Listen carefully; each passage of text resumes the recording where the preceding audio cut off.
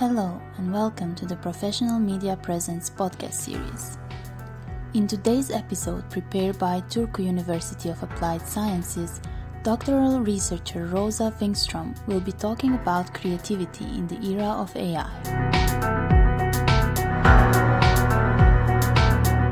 Hello, my name is Roosa Wingström, and in this talk I will be discussing about creativity in the era of artificial intelligence and also introduce a bit of my own research I have done on the topic. But first, a few words about myself. I'm a PhD student in economic geography from the University of Turku, which is located in southwestern Finland. Although I'm specializing in economic geography, I work at the Faculty of Science at the Department of Geography and Geology. I did my undergraduate studies there as well, and in my bachelor studies I was very interested in physical geography, meaning the formations of the land, climate, and so on. But I also wanted to know more about the societal things and economy. So in this sense, economic geography really combined these two nicely because you have to have knowledge about how the earth works, how resources are created, and so on, but also how the human-made things like society, economy, and politics work. In my master's, I wanted to specialize more closely into the issues of innovation and development, and I actually spent a year abroad studying in Seoul, South Korea, in the program of international economics at the Kyunghee University. I came back to Finland to finish my master's thesis, and then I was first introduced to this project I'm currently working in. I must say I did not know much about AI back then, but I was really interested in the issues of creativity, particularly creative work, and these are much research topics in economic geography as well, especially from perspectives of creative cities and creative industries and so on. So I started my PhD research right after I had graduated from the master's program in 2020.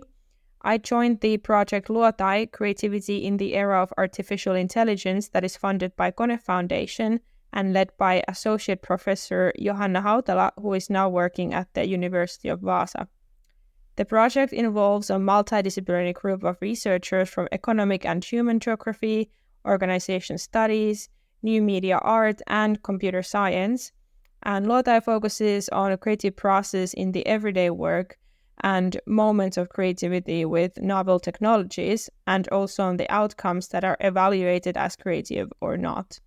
The overall focus has been on creativity with AI, but for instance, in my PhD thesis, I also consider other technologies and their effect on creative process, for instance, on work times or places where work is done and so forth.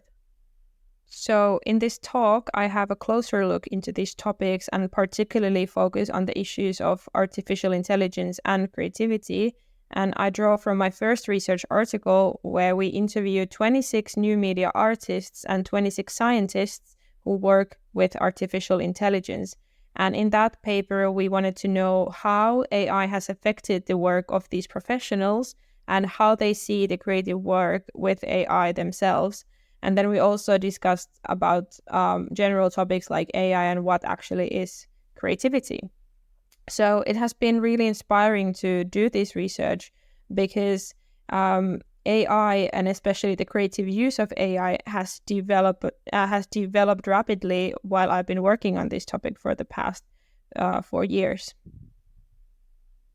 I will actually introduce some findings from my research during this talk. But however, to begin with, I would like to talk about the definition of artificial intelligence. So it's shortly called AI. Artificial intelligence is the simulation of human intelligence in machines that are programmed to think and learn like humans. And AI involves a wide array of technologies, including machine learning and deep learning. Basically, these technologies allow computers to analyze big amounts of data, recognize patterns, and make decisions autonomously, or at least somewhat autonomously. So at its core, AI aims to replicate human functions such as problem solving, speech recognition, language translation, and so on. However, this is precisely why it's so difficult to define AI. Firstly, because the term intelligence is quite ambiguous. It's hard to define what constitutes as intelligent behavior because it's subjective and context dependent, and it's therefore hard to set precise boundaries for AI because we don't really understand the human intelligence. And also this raises questions about consciousness or moral responsibility, and the complex issues then further complicate the task of defining AI because it goes beyond these technical things into the realm of ethics and philosophy. Also, AI is not limited to a single technique or technology. On the contrary, AI fields include machine learning, natural language processing, computer vision, robotics, expert systems, to name just a few. These subfields have their own methods and algorithms, and that's why it's hard to narrow AI down into one definition. But to have common ground for discussion and for this talk, I follow a definition that is widely used in European Union papers that says, quote, AI refers to systems that display intelligent behavior by analyzing their environment and taking action with some degree of autonomy to achieve specific goals, end quote. Also, in the context of AI, it's good to understand algorithms, or rather what algorithm means. So a classic example of an algorithm is a recipe you would follow to cook a dinner. For instance, imagine a recipe for your favorite dish. So when you start to cook that, you follow these step-by-step instructions that tell you what ingredients to use and in what order and how to combine them to get the outcome, which is your meal. So in the context of computation, an algorithm is like a recipe for computers. So it's basically a series of instructions that a computer follows to solve a problem or to perform a task. So if we want to define AI as an algorithm, I would like to quote Professor Kaisa Väänänen from the AI Hub of Tampere University, who said that AI is a developed set of algorithms. So the AI algorithms learn and evolve based on what they have learned, so the outcome is not always predetermined. Now that we have defined AI, we can look into its history a bit before coming back to the present day. So the history of AI is actually quite long. The AI as we know it was first introduced in 1956 during the famous Dartmouth Conference. There, a group of pioneering researchers gathered to explore the possibility of creating machines that could think intelligently. And this conference then marked the official birth of AI as a field of study. And then during the following decades, groundbreaking research and technological advancements were made in this field. In the 1960s, AI researchers developed programs that could play chess and prove mathematical theorems. And later in the 1970s, the world saw the emergence of expert systems, software designed to mimic human expertise in specific domains like medicine and finance. However, the development of AI has not been very linear, and rather there has been times when the AI research has nearly stagnated. And during these so-called AI winters, funding and interest have been reduced due to unmet expectations and technical limitations. So after the latest AI winter in 1980s, the world saw a resurgence of AI, and it was fueled by powerful computers and new algorithms that enabled significant progress in machine learning and natural language processing. And ever since, since the 1990s, this kind of AI development has been really blooming. And as we entered the 21st century, AI became integrated into our daily lives. Examples include virtual assistants on our smartphones, recommendation algorithms on streaming platforms, and so forth. So it has in many ways transformed the way we interact with technology. And machine learning models, particularly deep learning, achieved remarkable results in image recognition, language translation, and even playing video games. So back to my research a bit, where I'm interested in this kind of relationship between humans and artificial intelligence. Like I mentioned, I specifically focus on creativity and creative professions and the role of AI and other novel technologies in those fields.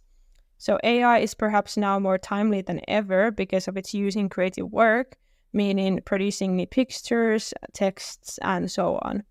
But even this recent surge of AI, even before this recent surge of AI, artists and other creative professionals have been using AI for a long time. And indeed, it has been very common for artists to be pioneering with such things and testing new tools and technologies. In fact, there is a special multidisciplinary field of study that has focused on such things that is called computational creativity. The history of computational creativity is nearly as long as the modern history of AI itself, because the first examples of computational creativity appeared in 1950s when computer scientists and mathematicians experimented with early computers to generate artistic patterns like drawings or music. During the following decades, artists and programmers collaborated to explore more this kind of algorithmic art. And the artists employed basic code to generate geometric shapes and patterns, which then sparked the foundation for the computational methods in artistic work. So in the 1980s and 1990s, there were the first examples of this kind of generative art. A famous example is artist Harold Cohen, who used algorithms to create visual and evolving artworks. And during this project, he developed the program called Aaron, or actually Aaron is a group of programs, and those programs can or could create paintings based on how they were modeled. So they kind of draw these drawings that then Harold Cohen would fill in with color and so on. And these early works were a significant example of the fusion of artificial intelligence and artistic creativity. And so the Aaron program is perhaps an example of a creative model that is kind of independently creative, meaning it's programmed to produce novel outputs on its own. But there is also a big branch of computational creativity where they are interested in interactive and evolutionary art. So this means this kind of interactive relationship between the artist, the program, and the audience. And artists have utilized so-called genetic algorithms to evolve visual forms, and this allows audiences to participate in the creative process. So interactive installations where viewers can influence the artwork's behavior through their actions have also become popular, and they are really an example of dynamic interaction between humans and computational algorithms. So the history of computational creativity and so-called AI art is long, and currently there are many artists who are sometimes referred to as AI artists. A few examples are Mario Klingemann, Xu Wengchun, or Refik Anadol, who all have become world famous for their art with AI or some other new technologies. For instance, Xu Wengchun has built these robots that can mimic her hand movements while she paints, but the robots are also somewhat autonomous, so the result is not always given, but it's rather evolving based on how well the robot understands the movement of the artist. And I really encourage you to look up these artists yourself, because I really like their innovative work with technology and I can really recommend it. I actually read this quote from NVIDIA researcher Jukka Lehtinen, who described the work of Refik Anadol in a manner that really explained the essence of computational creativity. I quote, "This is the beauty of fundamental research. To see the progress we have made on a hard technical machine learning problem being unexpectedly channeled to serve such an astounding creativity is extremely satisfying. We are thrilled to witness the deepening interplay between art and AI research, and eagerly looking forward to seeing what we can do together in the future." End quote. So, returning to the most recent AI issue, AI art has indeed become a hot topic lately, because of these novel tools that are now used to create new pictures or that can write new pieces of text. Indeed, the big transformation in computational creativity during the past few years has been driven by advancements in machine learning and deep learning techniques. I will just shortly introduce kind of the driving force of these advancements. So basically, they are related to these generative AI models, namely generative adversarial networks, or shortly GANs, and also variational autoencoders. So these two models lie at the heart of this creative revolution in art on creative fields. So for instance, GANs consists of two neural networks. There's generator and a discriminator, and they are engaged in this constant duel. So here the generator creates synthetic data, such as images or music, attempting to mimic real-world examples, and then the discriminator evaluates these creations, pushing the generator to refine its output continually. And on the other hand, variational autoencoders focus on learning the underlying structure of input data, allowing them to generate new, similar data points. And both models use probability and statistics to then make these new outputs. And these generative AI models have many different usages. One of the most known examples is perhaps this so-called style transfer, meaning the model transfers ordinary images into artworks that imitate the style of known painters like Van Gogh or Picasso. And generative models are also used in the creation of artistic text, meaning they can generate poetry or stories and so on.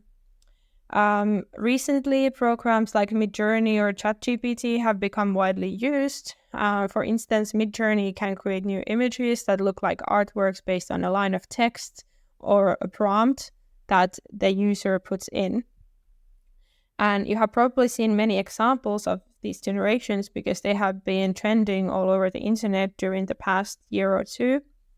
Similarly, ChatGPT is a chatbot that can produce even lengthy texts and interactively discuss with the user.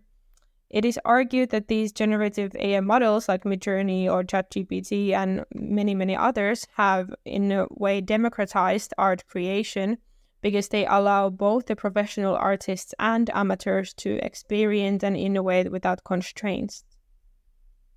So indeed, in terms of productivity and efficiency, these kind of models are really outnumbering humans in the sense that they are able to produce these things faster and kind of tirelessly in comparison to humans. But despite these kind of seemingly positive impacts, the AI-generated art has also brought kind of very big issues and that are currently being debated. And there are discussions regarding the definitions of creativity and the role of machine in this kind of creative or artistic work, and also issues regarding ethics and copyright. And I think it's important to mention these as well. So first, the notion of originality in art or in creative fields has been kind of essential in these topics. So many professionals, from artists to creativity researchers, often use these specific terms to think about creativity. For instance, creative works are novel, are valuable, original, and so on. So then some claim that the efficiency and volume of AI-generated content could then overshadow this kind of uniqueness and emotions that are associated with art that is created by humans.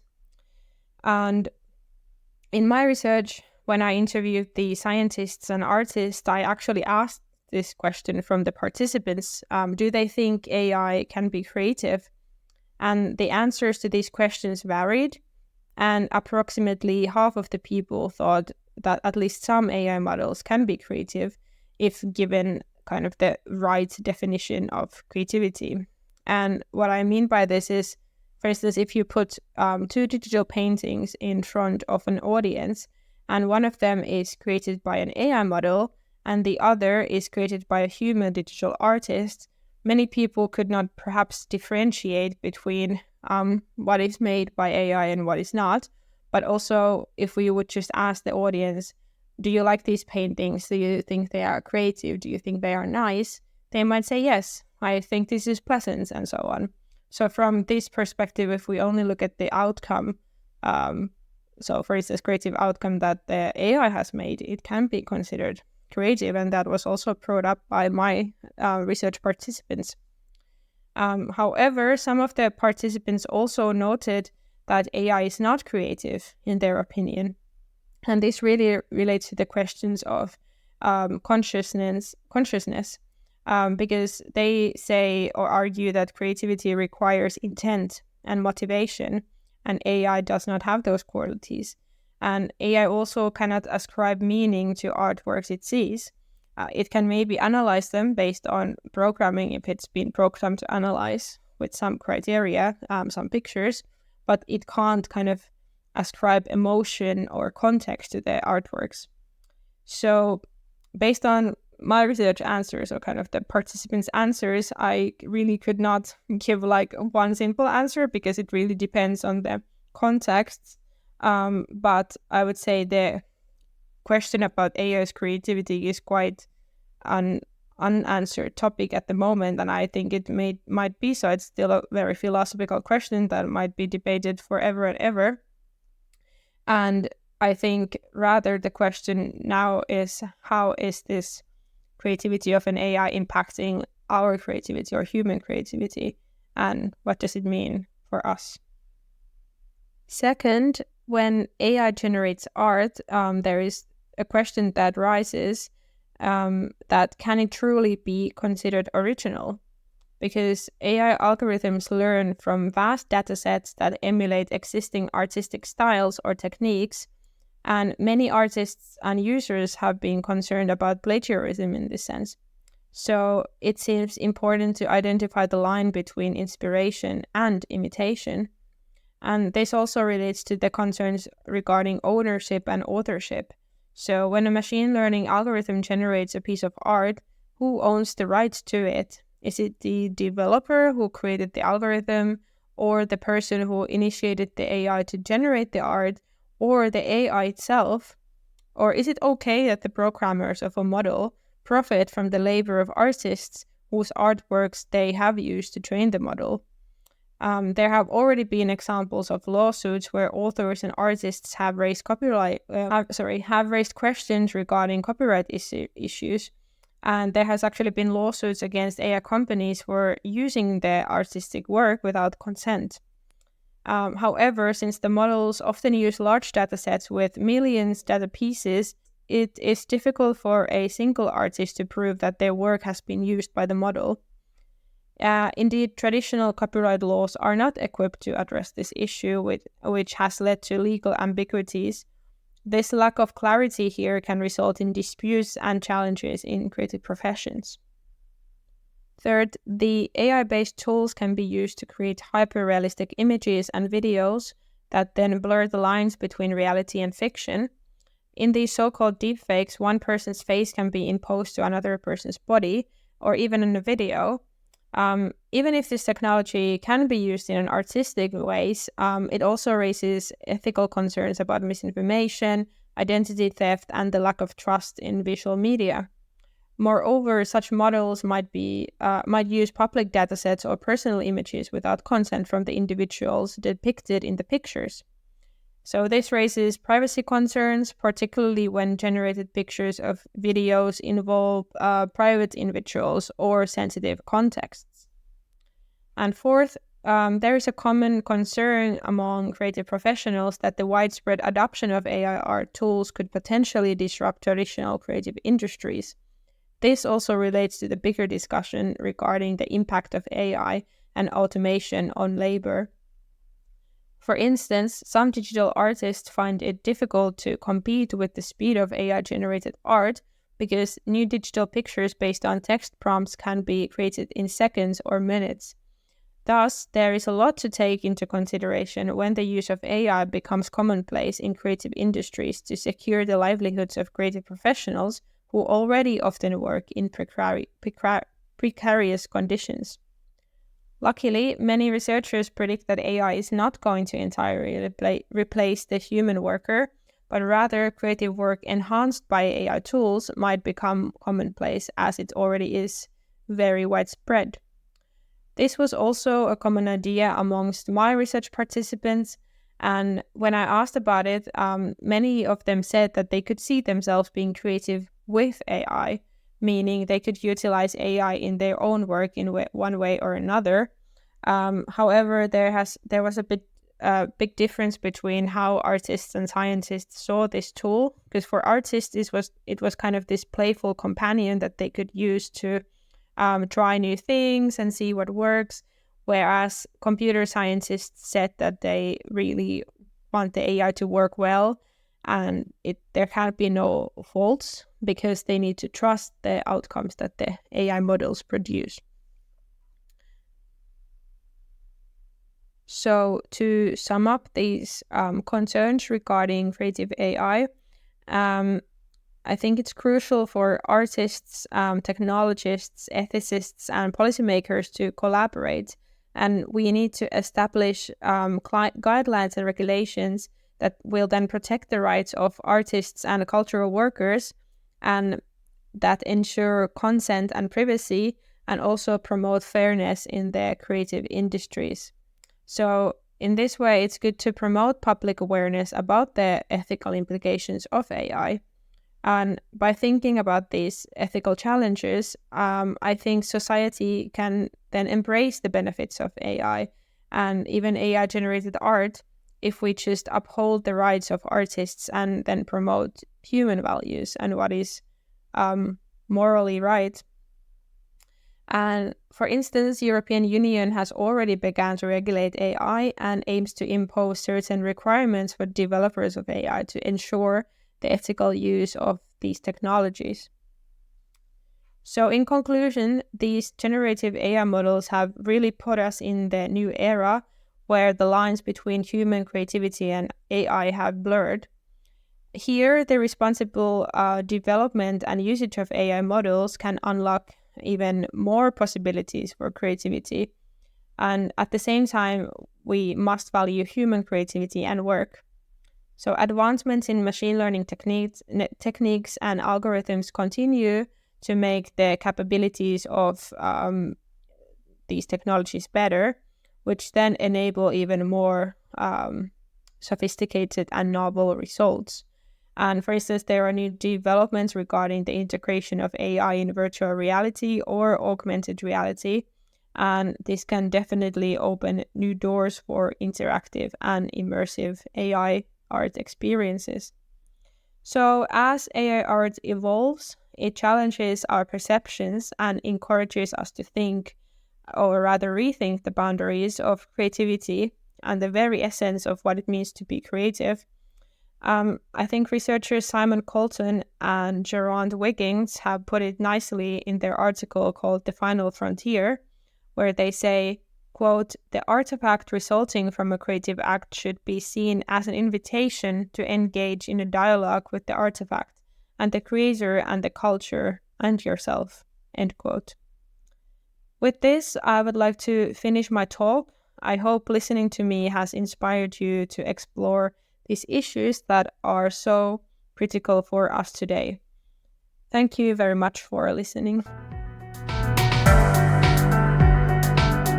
Thank you for listening. The Professional Media Presence project is co-funded by the Creative Europe program of the European Union.